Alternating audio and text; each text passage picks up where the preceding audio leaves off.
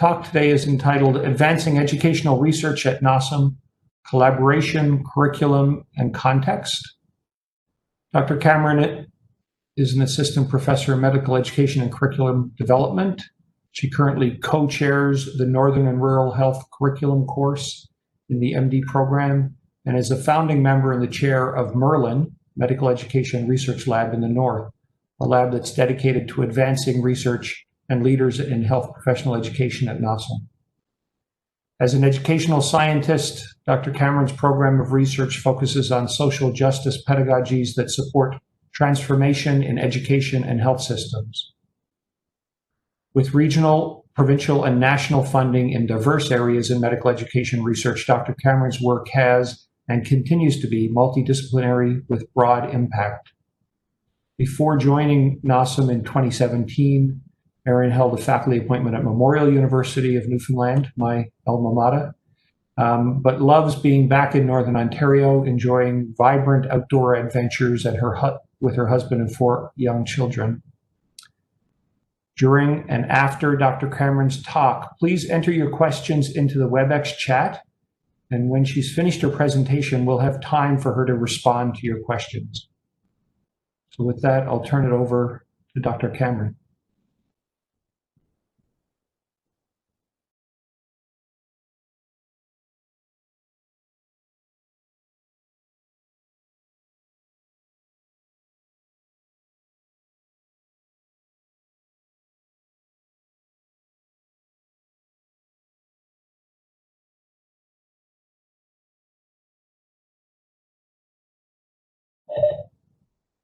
Erin, we can see your slides, but you're still on mute.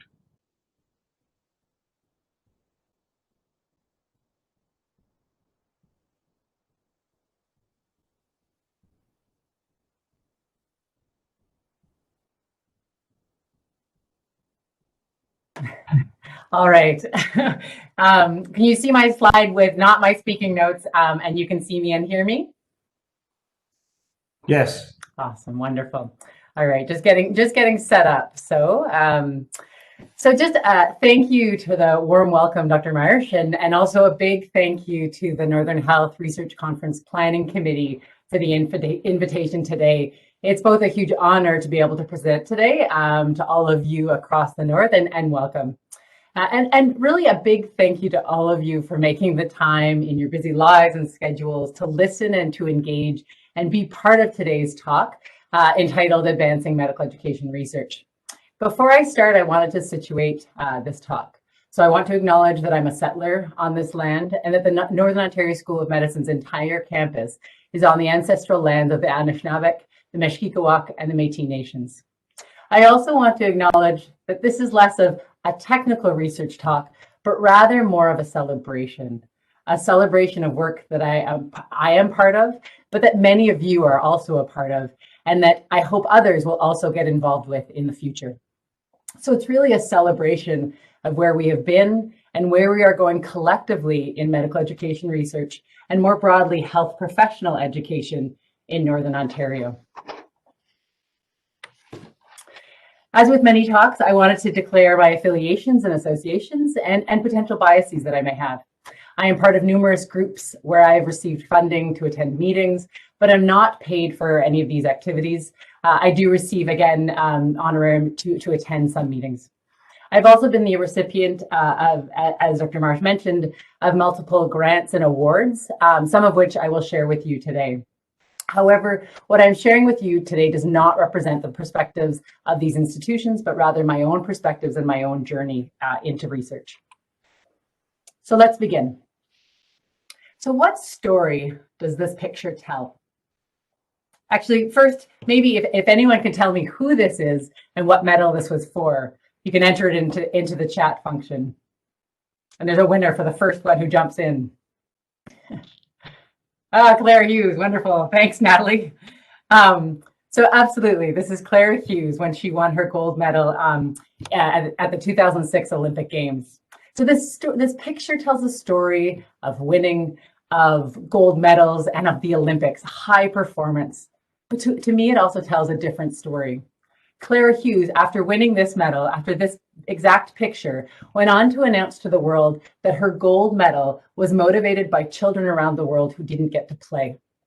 At the press conference, she announced she was donating $10,000 to Right to Play and challenged Canadians to do the same. While to some that may not sound like a lot of money, but to amateur athletes, that was a significant contribution and step forward in promoting the value of sport, but also the importance of athletes advocating for important right to play. This is a very different story than just about winning. To me, it's a powerful story and remains so. Since that time, Claire has gone on to do amazing things. Among them, she wrote a book where she has shared some of her struggles, what she's endured to get to the top, what it took, and also what she learned along the way. To me, Claire's pursuit of high performance, humanity, humility is really nothing shy of extraordinary. And I believe there's something to learn from Claire's story here that I wanted to share with you today. What stories do we want our NOSM pictures to tell?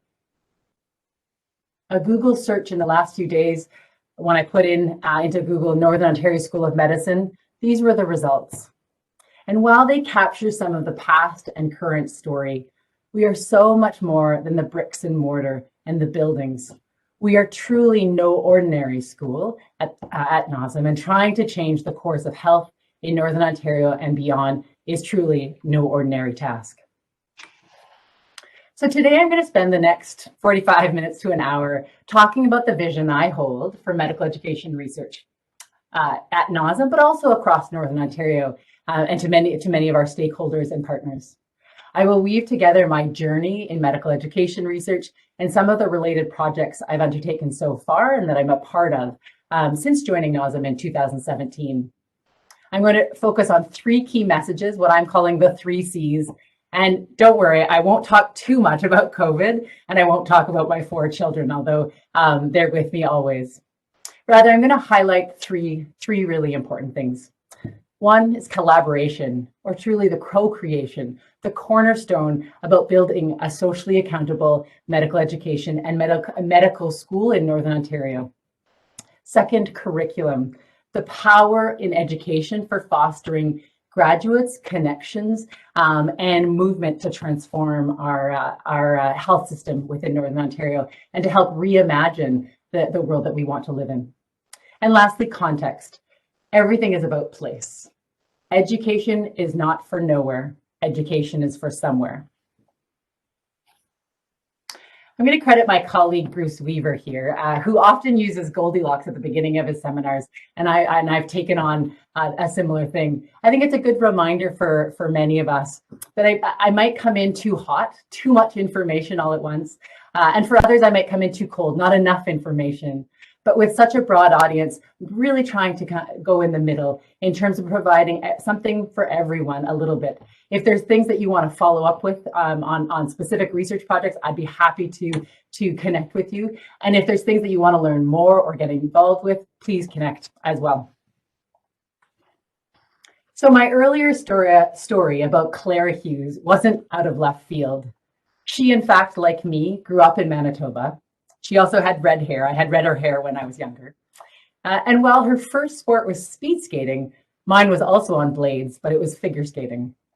But we both found cycling eventually, and eventually we both competed on Team Canada together, and we became colleagues and friends. We also had the same coach and shared some of the same struggles, but felt similarly about giving back to sport. When I got injured and missed the Olympics in 2004, she was there. And I talked to her about actually taking action and delving more into this idea of sport and society. So I pursued my master's in communications. At the time, I was also working as a freelance journalist and had become interested in, again, really delving into this idea of roles of athletes in society. For my research, I explored the impact of athletes giving back to society and found that, in fact, if supported and encouraged to have greater civic engagement, those athletes stayed in sport longer, had a greater sense of self, and had better career satisfaction. So I started using the term athlete social responsibility and started a movement within Athletes Can, which was a group that represented national team athletes in Canada. They in fact still give out the award every year, and this is from their website that I took just recently. After retiring from sport, I pursued graduate school and focused my time in the area of critical health studies with a focus specifically on obesity. I was particularly interested in obesity stigma and bias. In 2016, I published my first book titled The Fat Pedagogy Reader, which went on to win a number of awards for its effort in bringing together the fields of social justice, education, and health with a focus on weight. While it has been recognized that public health efforts to address obesity over the last 2 decades have come from good intentions, there's now more and more evidence that messages that promote health from a weight loss perspective and that the idea of move more, eat less have in fact contributed to weight bias and stigma. Worse is how these messages have been taken up within society, and particularly within healthcare. When patients experience biased attitudes, not only is patient care jeopardized, but it negatively impacts the person's future health-seeking behaviors. So to combat weight bias, I began in my first faculty appointment at Memorial University, as Dr. Marsh had mentioned, I began an integrated knowledge strategy in Newfoundland that brought together community members, researchers, and policymakers to advance evidence-based strategies that promoted a health, not weight approach. We became the Body Diversity Network, and it continues to do amazing works to this day. As an educational scholar in this field, my interest is how we use education to create change. Using organizations like Body Diversity Network, we can start to change the messages both inside our institutions and outside. I'm also part of Obesity Canada's Evidence Committee for addressing weight stigma and bias, which we call our Everybody Matters group. Collectively, we have informed the World Health Organization in their efforts to address weight stigma, and our group has helped to inform a new chapter in the clinical obesity guidelines around weight stigma, a real first. Last year, we wrote this piece here in the conversation to educate about, one, the unconscious biases around weight and to raise awareness about it, two, the complexities about health and weight, and that we need to decouple those two constructs in a really important way. And that third, we all have a role to play in addressing stigma and bias within our society. So my work in weight stigma, I could talk at length about, and I do. And so if anyone wants to learn more about that, I'm happy to talk about it. But it's important to share and to situate this because it truly informs my work that I still do to this day here at NASM and in Northern Ontario. Paulo Freire, a well-known critical educator in the 1960s, who challenged the banking model of education, the idea of putting information into learners and introduced the idea of education for social change. He suggested to do so, we need to actually raise critical consciousnesses within and outside of our institutions. The past century has seen a growing number of educational approaches committed to and drawing attention to the need for diversity and inclusiveness in educational settings. Various labels have been used to describe this work, such as education for liberation, transformation, empowerment, anti-oppression, and social justice. But all of it is about transforming current frames of reference so that we can unlearn our assumptions, biases, beliefs, values, and perspectives and start to really rethink the world that we live in. This is particularly relevant in today's climate with Black Lives Matter and the need to decolonize our institutions. As an educational scholar, I am interested in transformative pedagogy, or transformative pedagogies, which is about being reflexive, being okay with being uncomfortable, creating opportunities for meaningful dialogue, and then learning from and with about each other. There's lots of literature on this, and that we bring forward collectively. In his kind of foundational work in Pedagogy of the Oppressed, Freire talks about the need to read the world and not the word. He advocates for learning about the world so that we can actively go about changing it. To him, education was the practice of freedom, learning about and how to critically and creatively participate and discover how to transform and to create transformation. Since joining NASM in 2017, I've been connecting with others, creating spaces for dialogue, and trying to learn from many of you. And I have so much to learn from those I have not yet connected with, and I look forward to meeting you. In the remainder of the presentation, I want to share how I've been building collaborations and continue to seek more. I will share about the projects that I've been working on and others that I'm currently undertaking. And lastly, I will leave you with some thoughts about education, not as a neutral endeavor, because often we don't talk about the places in which we're being educated, but one that is deeply about place. We need to think deeply about place within our education. And I will draw upon what our Associate Dean of the the Undergraduate Medical Education Program, Dr. Brian Ross, calls in a paper, Medicine for Somewhere.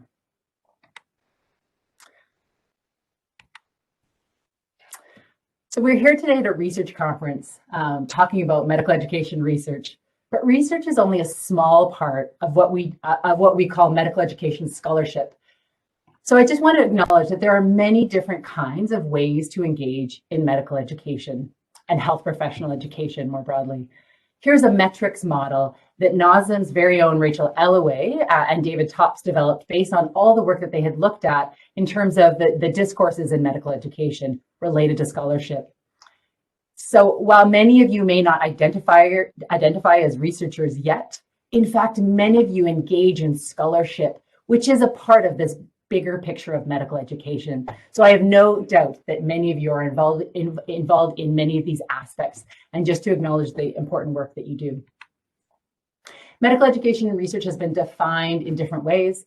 Any investigation related to the education of medical professionals, including research that's related to undergraduate, graduate, and continuing medical education. It's also been defined as it aims to advance the knowledge, skills, and professionalism of medical students. And I would actually argue in terms of socially accountable medical education, which is all about addressing the priority health needs, it's about advancing the health outcomes of the places that we're in. So what is the focus of medical education for those who are not familiar with this body of literature or with this field?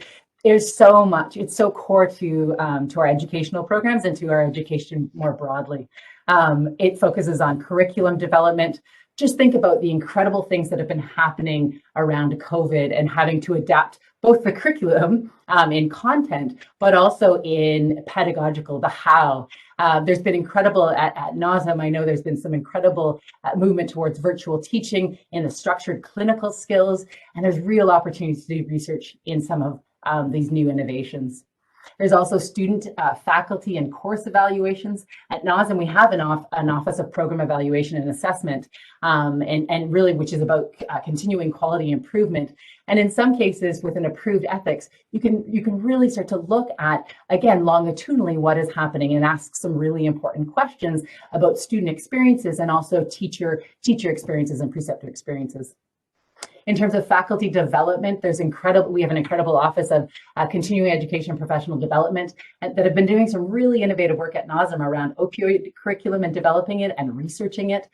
There was also a project recently that has been shared around looking at the CanMed roles of communicator, of scholar, and some of the different aspects of the medical role, the physician role. Looking at how do we teach about those, and also what can we learn from some of those other roles that professionals have. In terms of admissions, how we select students is a really highly important topic right now in terms of how do we recruit. There was a recent study in academic medicine that Dr. Owen Prowse, who looked at and was part of a study looking at Indigenous student admissions at NOSM that I encourage anyone interested to go look at. In terms of career choice, tracking graduates, NOSM has been tracking its graduates since the beginning. In terms of evidence of looking at where are graduates going, which is a really important study and that we continue to build upon today and will into future. In terms of research methodologies, there's so many exciting methodologies, from neuroeducation, looking at how different educational pedagogies affect our brain functioning, but also affect and what stimulates our different parts of our brain, to also looking at arts integrated methods, how arts brings and can really build and help build empathy within our students and within learning. And then lastly, technology. Artificial intelligence is such a huge kind of growing field that I think in Northern Ontario, there's some real excitement around building that area of research in terms of medical education and artificial intelligence. And there's so much more. These are just some that I wanted to mention. In terms of medical education, there's exciting areas and there's many forms, many schools of thoughts, and it's critical to what we do. We have the advantage, for the most part, of not needing, again, a fancy lab or equipment. Rather, we have many teachers across the north, within our hospitals, within our centers, that can get involved in medical education research from where they are, and we can collaborate together. So why do we do it? Why is medical education research important? Because it can have, while it can help with evaluation, quality assurance, quality improvement, increased efficiency, and professional responsibility, so looking at professionalism, but really at the core, it can really have positive impacts on patient care. So graduating socially accountable, culturally sensitive graduates can have a real impact on, again, the care that patients receive. And more importantly, the approach that we take in our programs can foster this social accountability mindset that can be really critical and will be critical in Northern Ontario, and we're seeing that already. So in terms of the current climate, there's enthusiasm for medical education scholarship, and there has been. I mean, it's incredible the work that many of you are involved with and are doing. When I started at NOSM, one of the things in terms of publications that was clear that it was really focused on a few individuals that were publishing in certain areas. The other thing that was also apparent too when I started at NOSM was the overlap of resources. So different units, different initiatives, different hospitals and different places were undergoing and undertaking research. But there was also a loss of opportunity of synergy, not a coming together to support that work. And so there was a really strong enthusiasm and support for actually developing a formal mechanism to promote medical education scholarship across North. So there's important reasons for that, because the formal units or centers of medical education have actually shown to be really important in improving teaching, improving faculty mentorship, in creating stronger collaborations and scholarly activities, and also research productivity. One of the things that's so important is that there's so much innovation happening in the North, but often, again, there's not enough people then to write about it and to do research on it. And so being able to then share and do those knowledge translation activities and then have evidence to support why we need to do this more is critical. There's lots of amazing centers across Canada, from the Medical Education Scholarship Centre at Memorial University. The Wilson Centre is a well-known medical education center at the University of Toronto. And then again, there's many others, examples of strong centers and units. So one of the very first things in 2018, a group of us that established, and it was very, very much grassroots, established Merlin. Our vision and mission and aims were really focused on supporting and advancing medical education research communities and leaders by doing research, but also supporting research and creating these collaborations. So not only were we conducting it, but we were trying to also create a community of practice around it. Since 2018, since we were established, we've hosted kind of regular MedEd cafes, which is really about creating dialogue about hot topics and really a good chance to debate some of the evidence that exists within health professional education. And it was also a place where if someone would go to a conference and they were bringing back new knowledge, to share that knowledge with others across Northern Ontario. We also held research labs, which were really about us, again, creating and building capacity and talking about methodology. So really discovery meetings to discuss in different topics, but also different ideas. We were able to hire, through creative ways, a research intern, 2 research assistants, and a postdoc to be able to really support projects, but also moving forward and collaborations. So really currently Merlin's supporting approximately 15 externally funded projects, which are totaling about $1 million in research funds so far. And we're also about supporting internal projects related to medical education. For example, in 2019, we undertook a project to explore what a medical education research center at NOSM could look like. We were not starting this from scratch, as a previous proposal had been developed by Joel Lamphere and Rachel Ellaway and others. But we were saying, what is new now, and what can we start to help to build? So we used that previous work, but then built upon it.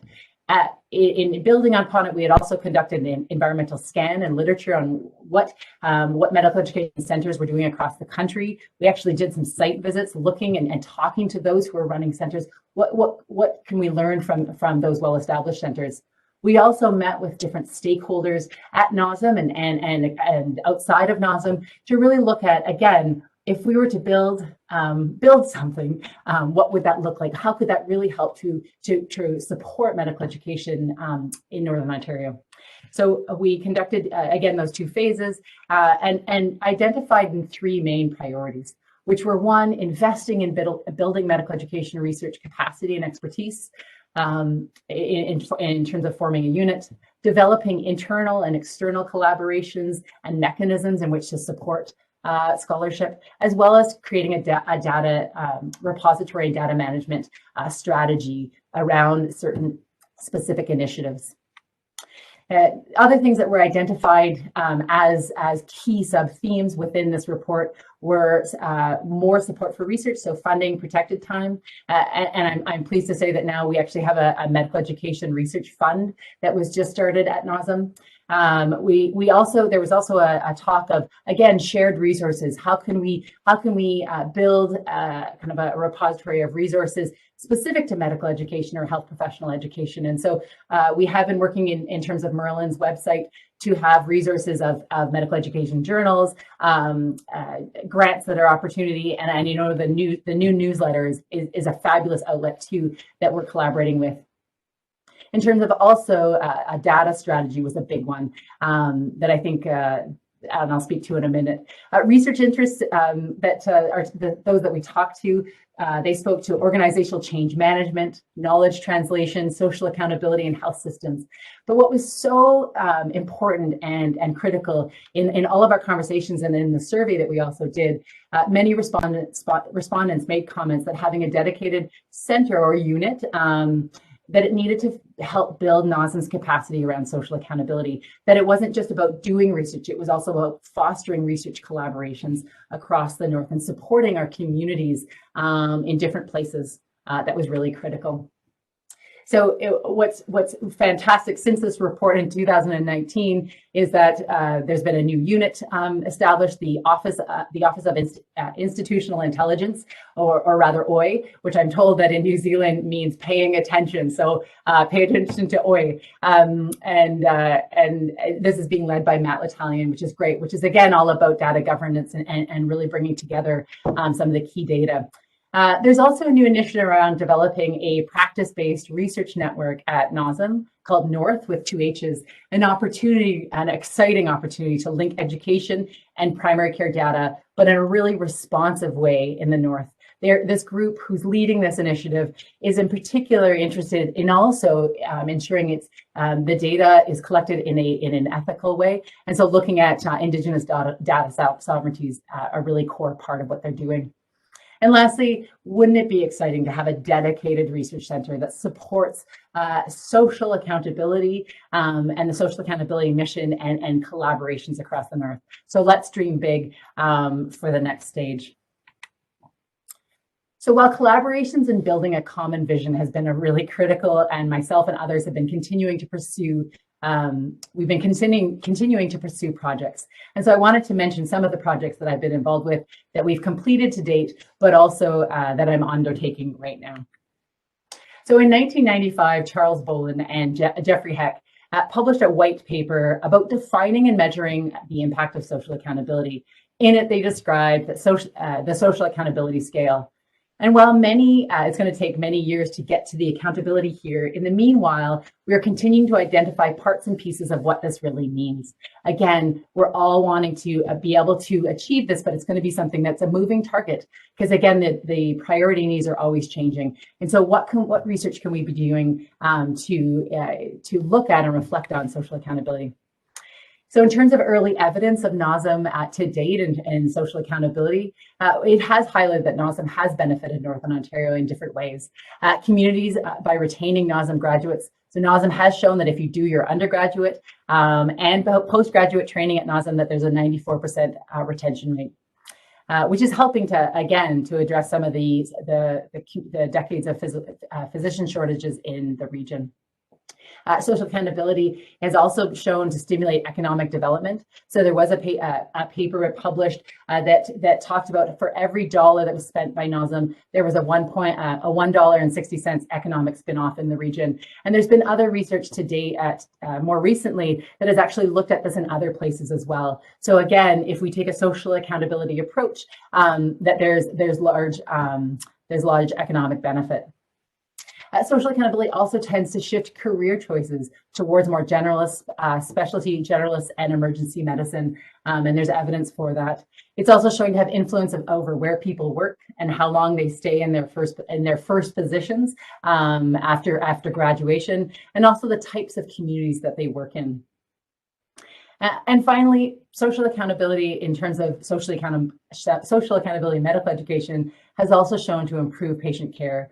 When it comes to maternal and newborn care specifically, there was a really fantastic study looking at graduates from a socially accountable medical school in the Philippines, where those graduates were more likely to attend the birth, do first postnatal checkups, give vitamin K to their newborns, and also do routine immunizations. So these are the type of impacts that we're wanting to see in terms of health outcomes that I think are really exciting, and that we need to continue to pay attention to and create opportunities to understand the impact of our programs, but also of medical education.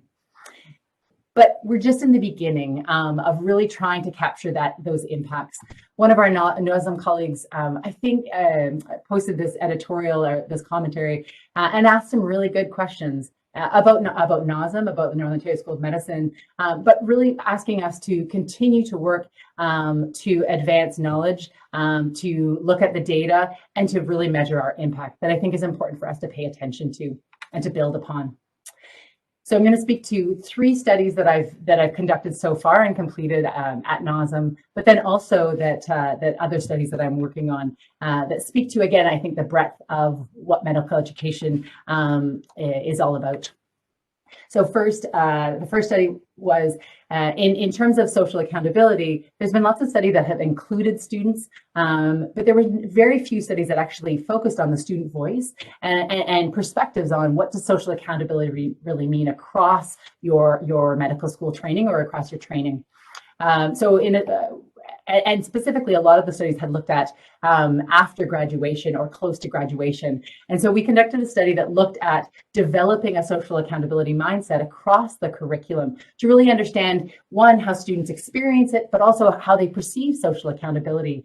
And very interestingly, in this, again, it was a qualitative study, and we talked to 13 different learners in in-depth interviews. But what we learned was it does change over time. So one, it can be learned, but 2, it changes from more the institutional language and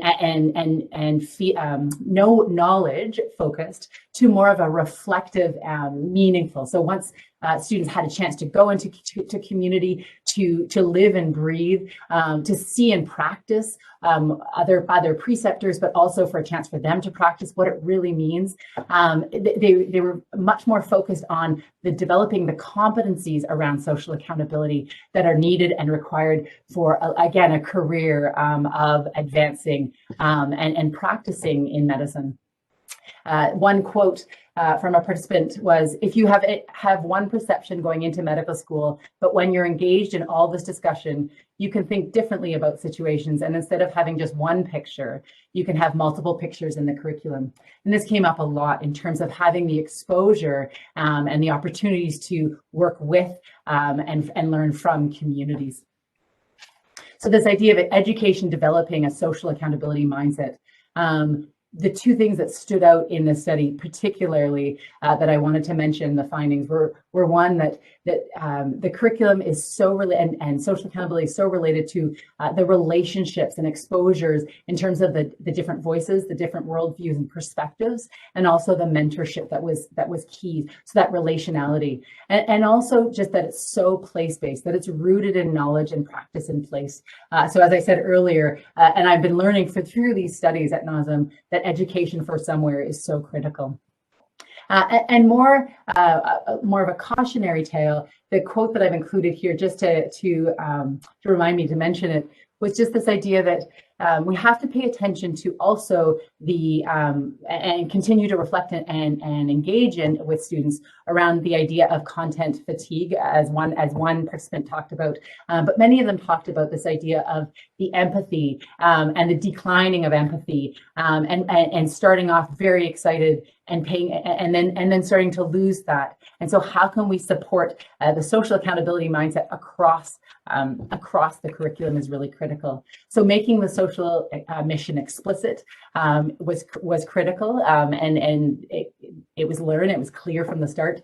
Students valued the activation of social accountability through experiential learning within the curriculum. Again, the relationships were a key part of social accountability and the mentorships, and then it was situated in place. But this cautionary tale of empathy declining, and that we need to pay again and continue to pay attention to, and how do we support students. I want to talk briefly also of another study that was predominantly completed and pursued by Dr. Brian Ross, but I was part of, and I think it's important to talk about where we looked at the aims of the early rural and remote placements at NOSM. So in year 2, students go out for 2-month-long placements in rural communities. And it was looking at the aims. It was a qualitative study interviewing both the preceptors, the students, as well as the institutional, so the administrators. And what the key takeaway was is that everyone is coming with a different aim. And so again, one of the key core takeaways was around how do we support one, or at least make it explicit, the different aims, so that we're understanding where each other are coming from, and that can be more of a focus going forward in terms of understanding, and so that it's not taking away from the educational or the learning experience. And then lastly, a study that we're just in the midst of publishing right now on clinical reasoning. How much, and our question, the research question was, how much impact does culture and context have on the teaching and learning of clinical reasoning?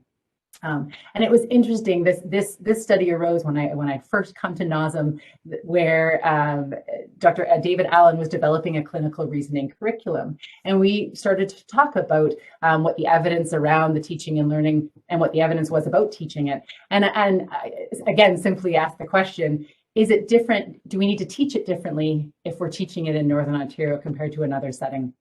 And we brought that question to some of the key leaders in clinical reasoning education. And what we found and what we heard and direct communication was that many of them felt that the process of clinical reasoning was independent of culture, age, and gender. And so to us, this was a huge opportunity to start to explore this. And through this study, what we have found, after again interviewing a number of clinicians across Northern Ontario, was that they disagreed and feel that culture, experience, and geography have a significant impact on the process of clinical reasoning. And I'll share two quotes. I think realistically, the process is the same for most specialties and most people. I think it will always, however, be affected by our own learning experiences and all of our biases, whether they're explicit or implicit. Another quote: one of the things that interests me is the role of intrinsic bias and stereotype that the stereotype threat has on our clinical decision making. So it was clear that it does impact. And so this is an opportunity to really start to explore this new field of research in terms of clinical reasoning that I think has some really exciting opportunities.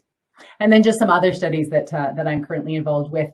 Dr. Mark Thibert and I have a NOEMA grant looking at patient and community engagement in medical schools, looking at, again, what does meaningful engagement look like in curriculum development within the institutions. And this has led to some really exciting conversations and collaborations around looking at patient engagement within COVID and the COVID response that I know some of you are part of.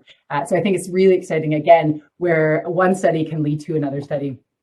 I'm also leading an international team in a New Frontiers in Research grant, looking at the transformative potential of socially accountable medical education.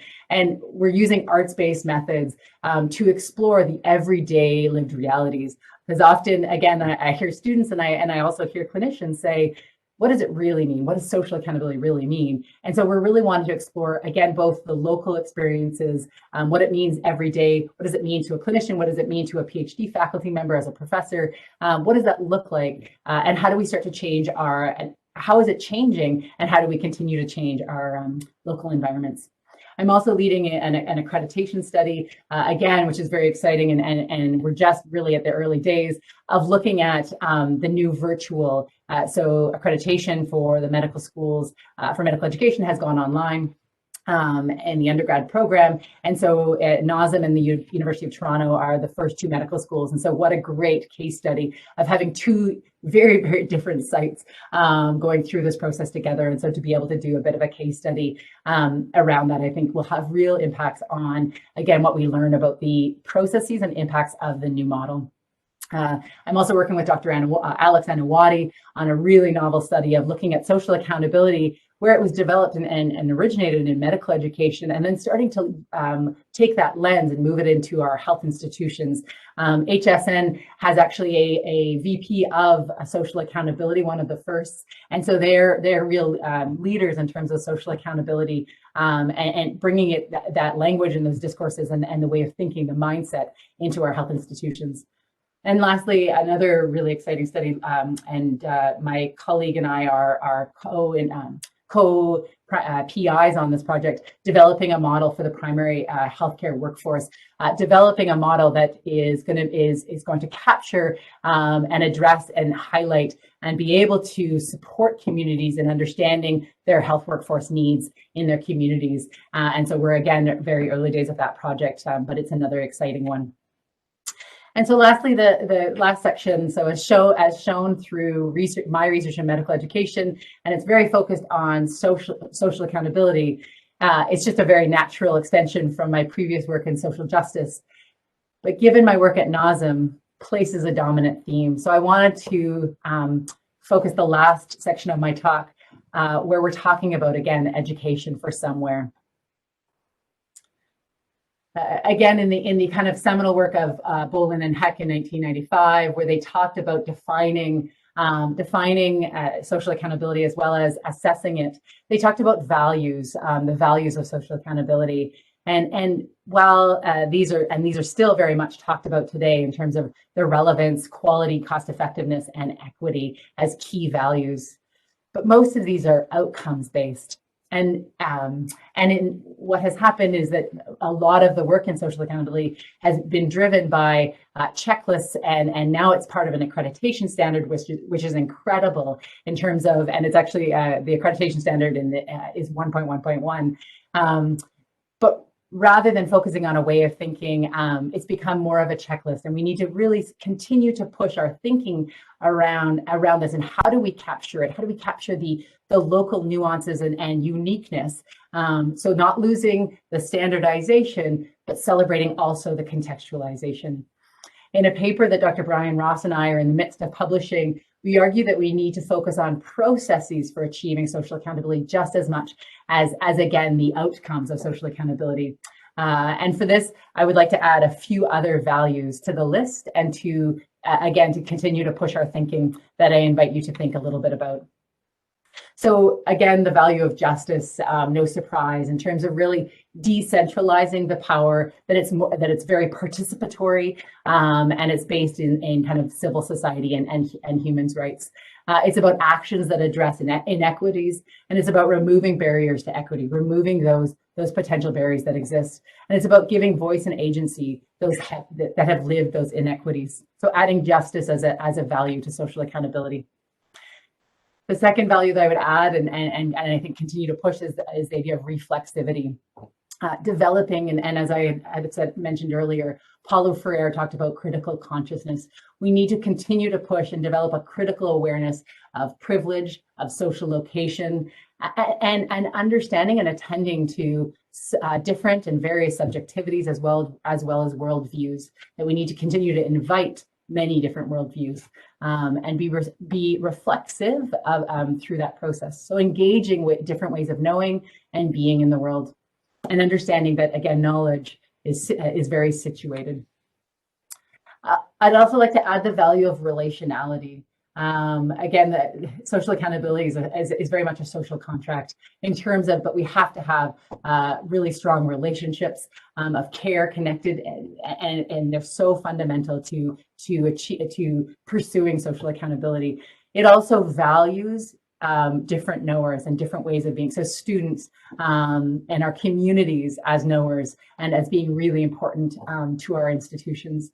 Learning is related to students' experience, and I would argue also community experiences, and really taking, again, a constructivist approach in terms of supporting and learning from and with each other. And then lastly, I'll just add contextuality. Again, that care, but also that everything that we do is grounded in the local. It allows the local people and communities to define their priority health needs, but we have to have all of the other values that I just mentioned to be able to do that, to continue to push that, those ways of knowing. And we need to also focus on our local systems and responding to those needs. We need to become a learning health system in terms of being able to be adaptable, responsive, and flexible within our approaches to education. And also ways of measuring. While we may, again, that social accountability scale that I shared earlier, those have been the identified core areas, and there's been other criteria that have been added. But who's judging and assessing that? Who are we being evaluated from? And so we need to, again, to think about who is conducting the research and whose perspectives are we not including in those areas. So while education is often seen as context neutral, social accountability is really pushing us to think differently. Consider the common themes among the winning schools of the Aspire Award. So Aspire is an international award for particularly for medical schools that are being real leaders within their areas. And what's interesting is when you look at all of the common themes among the winning schools, context is one of the key ones. And so, but we need to push past just simply situating all that we do in context. We need to actually start to see context as a critical element of medical education and as a contextual competence that is required. So we need to be able to, so students, learners, and all that we do continue to think about understanding the resources, understanding the services, understanding the systems in which we work in and evolve in. I mean, I think we've learned a lot through COVID in terms of, again, being that learning health system, but we need to continue to push and think about the ways in which we're responding to COVID, to the context. So I'd just like to conclude and bring it back to my roots in social justice. In a great book called Against Common Sense, Teaching and Learning Towards Social Justice, Kevin Kumashiro identifies that most social justice research can be put, and he looked at all the literature at the point where he wrote this book, and said they can really be put into kind of four main buckets. And it was really about, the first bucket was around improving people's experiences. So those with lived experiences, we have to understand, we have to learn from them, and to not accept the status quo and continue to support and work with them in terms of changing and ensuring that their experiences are better. The second bucket was around changing the knowledge. So changing the curriculum, which is really, again, the content within the curriculum, the content of what we teach, but also of who is teaching is really core. Again, who is teaching is just as much kind of a pedagogical strategy or a pedagogy as much as curriculum. The third bucket was around challenging the social dynamics, challenging and changing our social structures and advocating for change. And I've talked about, again, decolonizing our institutions and changing some of the oppressive structures, whether it's related to weight bias in our system, or whether it's changing the oppressive structures within healthcare sometimes. And then the last bucket was around addressing the reasons that this work is challenging. And he talked about this bucket being one of the ones that receives the least amount of attention, that this work is hard, that it's challenging, that it's uncomfortable, but that we need to continue to work to challenge our privilege, to be humble and to face our humility, and to start to, and again, to learn from and with each other. So to date, much of the research on social accountability can also be framed within these four buckets. And I think it's important to think about and also to acknowledge that, again, that finish line will always be moving. The priority health needs will always be moving, which makes this work hard, which makes all the work that we do hard. And so I think we need to continue to, again, support one another, but also be okay with that uncomfortability. So just, again, the key messages that I want you to take away from this talk is really that collaboration is key. It will take a team to do this work, to advance medical education research and health professional education research across the North, both at NASM, and I know a lot of what I've talked about has been NASM centric, but I think it's within our health system, also the learning health systems that we're a part of. So wherever you are in your work, education is part of it. And so, but I think, well, it'll take a team to really advance this work. Curriculum. Again, so much of what we do is curriculum. If we think about curriculum, not just static curriculum that's available online, but this living curriculum where students are learning from their placements, where physicians are learning and constantly adapting and changing. That's the living curriculum. It's all that we do, and it's accessible in terms of research. And so I encourage and implore all of you, if you're interested, to get involved with medical education research. And then lastly, context. And I just a shout out to our new campaign at NASM, the Respect the Difference. Again, there's context is everything, but also that there's many differences. And so one context in one place, in one rural community is not like another. And so also respecting not only individuals, but communities and the differences that we all share, and celebrating those differences. And lastly, I mentioned at the very beginning that I would have a fourth C. And through some of the work, one of the things that's coming up time and time again in that international arts-based project that I shared about earlier is the notion of compassion. That what role does self-compassion, does compassion play in social accountability, and paying attention and bringing that empathy and the role that we, the emotional connection and passion that we all have in terms of being part of this change is really critical. So not only building the passion, but also the compassion within our social accountability. So just to conclude, there's so much opportunity for medical education research in Northern Ontario. So please join in the movement in terms of building social accountability across Northern Ontario. So I feel grateful every day to be working in such an incredible place and with incredible people at NASM, and with many of the stakeholders that NASM works with and engages with. And I think I'm very excited to see where we can all go together. So thank you.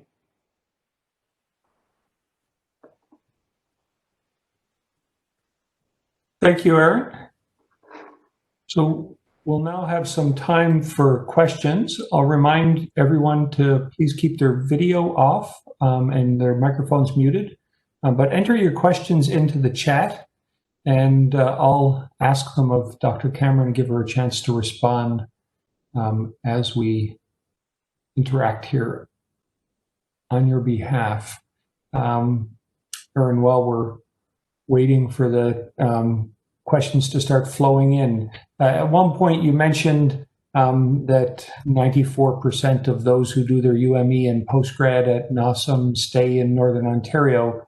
I think that's only of the group who entered into family medicine, which comes to a relatively small portion of all the students who start in the class. So the absolute number of new family physicians that are produced, that are reflected in that number, is pretty small. Can you comment on how we're doing in terms of meeting the need for new physicians, and particularly rural physicians in Northern Ontario? Mm-hmm. So I can speak to, there's some new initiatives that are happening, I think, that are really exciting to address that very thing, David. So thank you for bringing that up. We have a new rural generalist pathway that there's some strong evidence, again, when creating a pathway across that's really supporting both the mentorship and specific needs of students that want to go into rural communities, that we can support them along the way very intentionally. And so we're really engaging in that. In my faculty, with my faculty hat, we're also looking at ways we can do that in the undergraduate program. So not only supporting students in the program, but also communities that receive our students. How can we support them better in working with students that go to their communities, that learn from them, and support them in a stronger way? So I think there's lots of initiatives, and I'm very excited about, again, capturing some of the impact of that through research and using research as a tool in which to understand the impact that we can have. Thanks, Erin. Yeah. From Frances Kilbertus, one of the AMS Phoenix Fellows amongst the NOSM faculty, she asks, thank you, Erin. This is very thought-provoking. You've described an evidence base for thinking about teaching and learning in a radically different way. Do you have any thoughts about how to shift faculty and learner perspectives to embrace this? Great question. Thanks, Francis. I mean, what I can say in from some of my previous work in weight bias and weight stigma is that just by talking about it, and actually my PhD research was looking at how do we shift the narratives from educators in education around the world. How do we start to shift the narratives? And a great quote was by one of the participants was, just by talking about it, we're starting to shift and make that change. So I think first is starting to make that shift, but then also offering opportunities for that learning.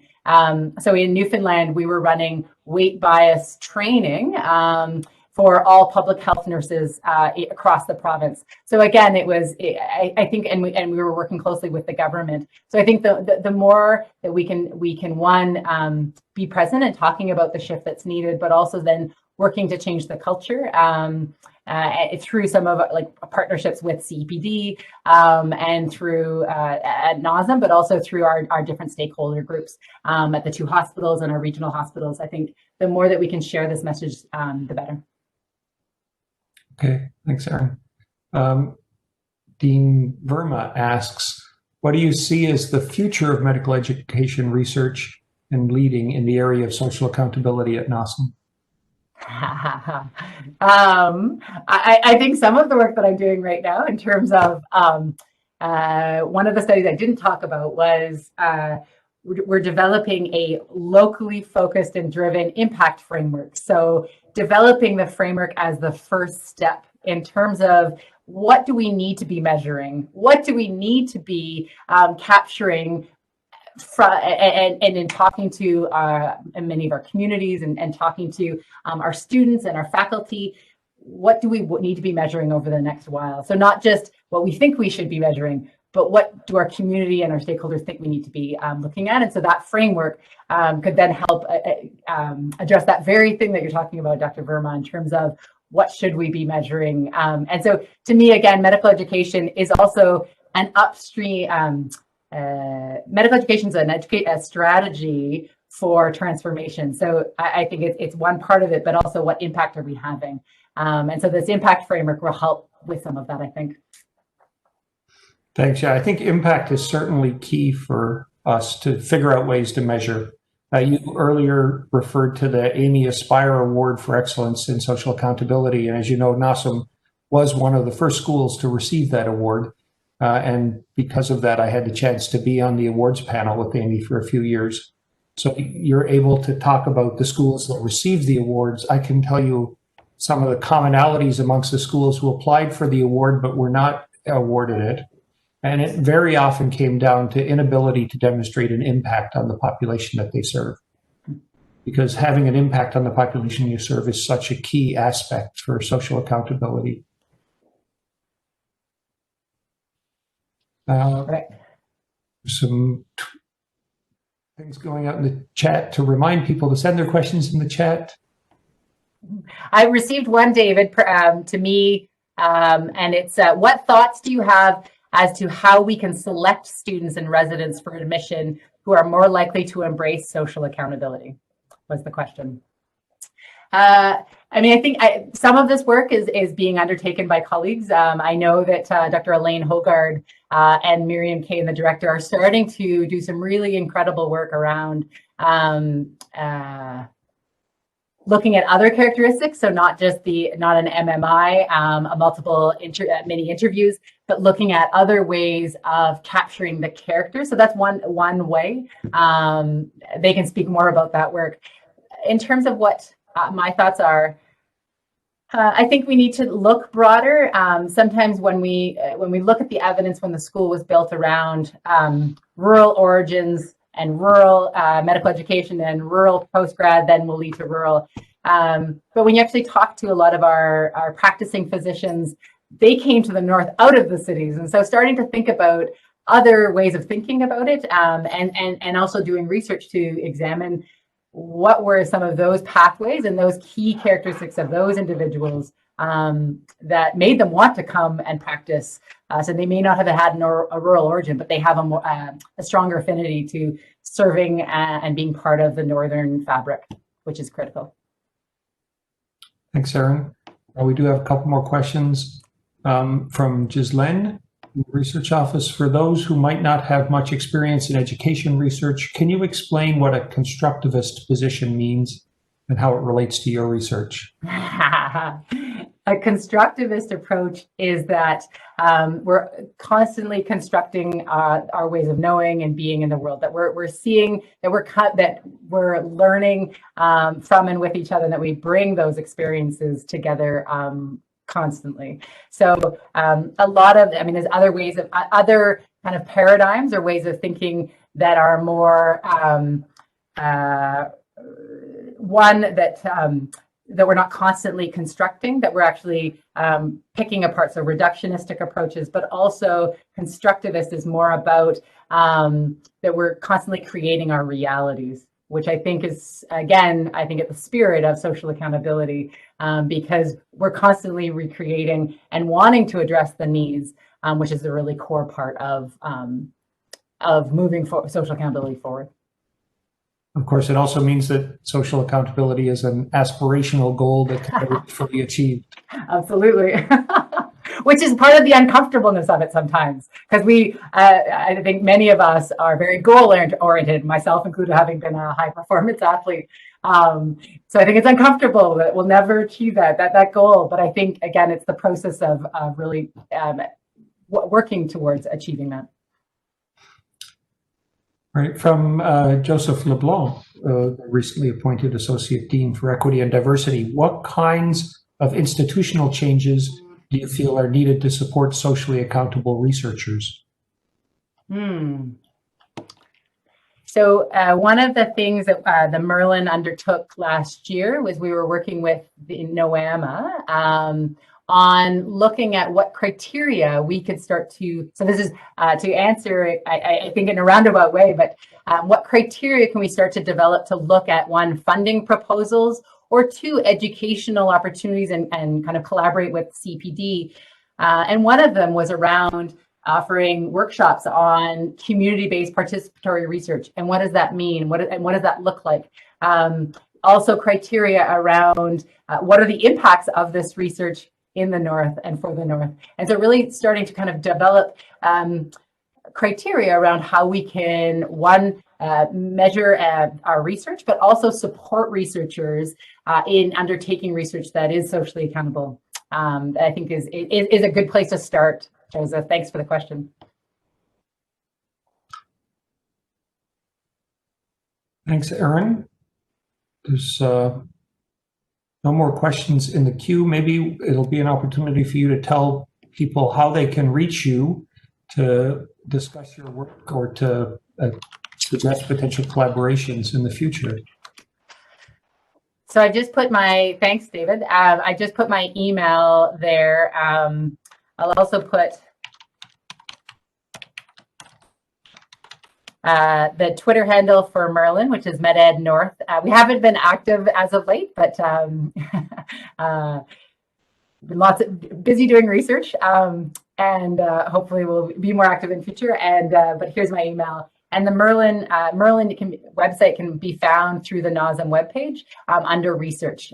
There's a link to Merlin in terms of contacting me. But there's, as I've said earlier, there's lots of people who are involved in this work. And so again, today was really a celebration of much of the work that's been happening and has happened and going forward. David, I did receive a question. What is your key message to students who would like to apply to be an educator at NOSM? That's a key message to students who would like to apply for admission in NOSM as an educator. I think the question is around for students who want to gain teaching skills or become educators and become part of medical education. I would say just reach out, start to make connections, both to, I mean, Merlin is a good place to start. And on our website, we actually have a list of faculty that are involved with Merlin, as well as staff members, because that's the incredible thing about NOSM is that many of our staff members are also engaged in doing graduate work, doing master's degrees and PhDs, and it really is kind of changing again the knowledge across Northern Ontario about medical education research that I'm so excited about. Yeah, so I would just say reach out to any of those members and those people that are listed there as your first point of contact. Okay, well, thanks, Erin, for a stimulating discussion and a very informative and thought-provoking talk. I'm sure that you've inspired the audience, and it's been a great contribution to our first virtual Northern Health Research Conference. You might find that the at Merlin or at MedEd North Twitter feed is a little more active today. We are encouraging the attendees to use Twitter to help spread the word about what they're learning at the conference, both from this event and from the things that are to come. So for those of you that are tweeting, try to use the hashtag NOSM NHRC in your tweets about the conference. We still have a couple of minutes, and I guess there's one more question that's come in. So we'll take this one and then we'll wrap up and move over to some other parts of the keynote presentation. What types of social accountability collaborations would you recommend in working with First Nations communities and leaders?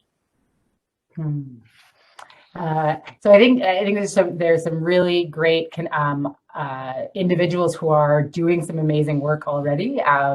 And I think some of what Merlin, but also whatever the center becomes, hopefully in the big dream, we will be able to engage in that more. But I do think Dr. Joseph LeBlanc, who's the Associate Dean in terms of diversity and equity, he engaged in a lot of research around food safety and security. So he would be one to reach out to, as well as we have an Indigenous Affairs Director.